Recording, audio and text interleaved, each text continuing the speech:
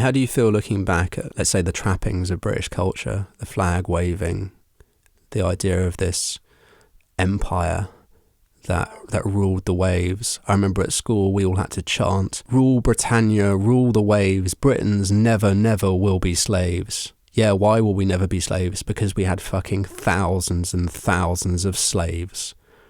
That places like Bristol were built by slaves.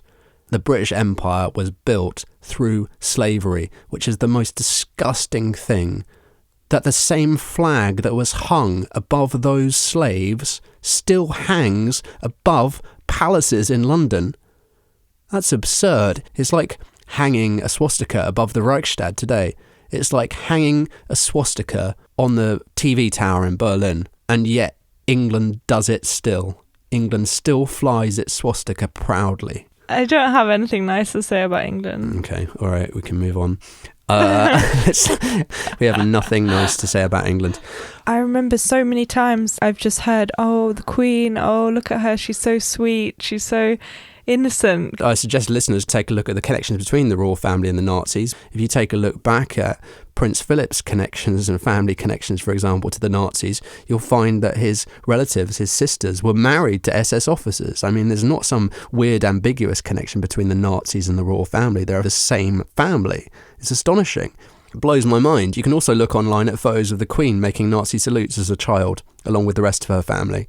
I feel like this is constantly whitewashed, constantly told, oh, such lovely people, don't look here, don't look here. They're descended from Germans. It's the same family. I mean, that casts the Second World War in a very strange light. What exactly was going on there? I suppose it's up to listeners to probe deeper there. I think once you start looking at where the money came from, looking at where these connections led, it seems like the same family fighting each other, using German and British citizens as fuel on the fire.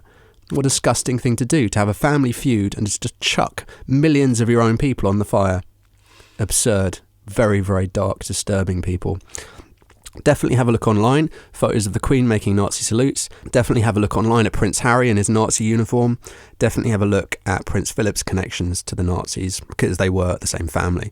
You know what I would do if I felt like the people were waking up to the fact that I had been manipulating them for several hundreds of years in my big palace with various numbers of my family? What I might do is I might provoke some massive national crisis. Brexit or something. I don't know, call me crazy, but I feel like if I was a big powerful person and I felt like the people were waking up to my abuses, I'd just provoke some sort of political catastrophe so that everyone was distracted. I'm sure that's not happening though. No one's ever distracted the people from those in power. So I don't know why I said that. Probably I've gone mad. I would say in England's defence, occasionally I meet English people who've travelled to Berlin who seem to be at least semi-awake to the reality of the situation. Obviously, Germany is not without its dark and terrifying history, and it's not very useful in a way, I think, to compare these two nations, other than to say I feel like England has largely evaded responsibility for many of its crimes and continues to do so. And I think the result of doing that, not only is it ugly because it means that a society doesn't really face the reality of its behaviour, that it exists under an illusion, but I think it's also dangerous because it hurts the next generation. I mean, one of the reasons why I was abused, and I feel like one of the reasons you were sexually abused as a child, was because there's so much hate and anger in that country that is directed everywhere except the crown.